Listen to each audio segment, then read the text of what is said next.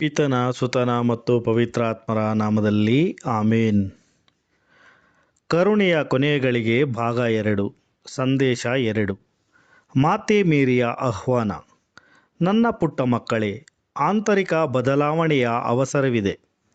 ನರಕಯಾತನೆಯ ಶತ್ರು ಅಥವಾ ಸೈತಾನನ ದಾಳಿಗಿಂತ ಮೊದಲು ಎಚ್ಚರದಿಂದಿರಲು ನಾನು ನಿಮ್ಮನ್ನು ಕರೆಯುತ್ತಿದ್ದೇನೆ. ನನ್ನ ಮಕ್ಕಳೇ, ದುಃಖದಲ್ಲಿ ಆನಂದಿಸಿರಿ, ಕಷ್ಟಗಳಲ್ಲಿ ಆನಂದಿಸಿರಿ. ಇವೆಲ್ಲವುಗಳನ್ನು ಸಂತೋಷದಿಂದ ನನ್ನ ದೈವಿಕ ಮಗನಿಗೆ ಸಮರ್ಪಿಸಿರಿ.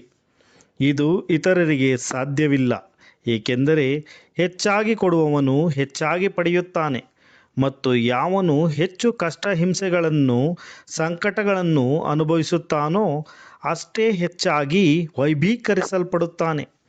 ಆದರೆ ಈ ಕಷ್ಟ ಹಿಂಸೆಗಳಲ್ಲಿ ಬಳಲುವವನು ನನ್ನ ದೈವಿಕ ಮಗನ ಇಚ್ಛೆಯಿಂದ ಬಳಲಬೇಕು, ಅದು ನಮ್ಮ ಸ್ವ ಇಚ್ಛೆಯಿಂದ ಆಗಿರಬಾರದು.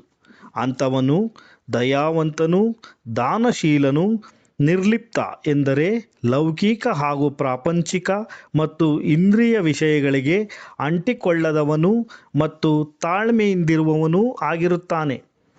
ಈಗ ಮಾನವೀಯತೆಯು ಒಂದು ದಾರದ ಮೇಲೆ ನೇತಾಡುತ್ತಿದೆ.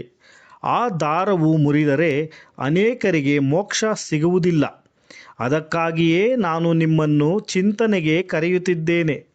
ಸಮಯ ಮುಗಿಯುತ್ತಿರುವುದರಿಂದ ತ್ವರೆ ಮಾಡಿ. ತಡವಾಗಿ ಬರುವವರಿಗೆ ಇನ್ನು ಮುಂದೆ ಸ್ಥಳ ಇರುವುದಿಲ್ಲ. ಎಲ್ಲರೂ ತನ್ನ ರಾಜ್ಯವನ್ನು ಆನಂದಿಸಬೇಕೆಂದು ಕರ್ತರು ಬಯಸುತ್ತಾರೆ.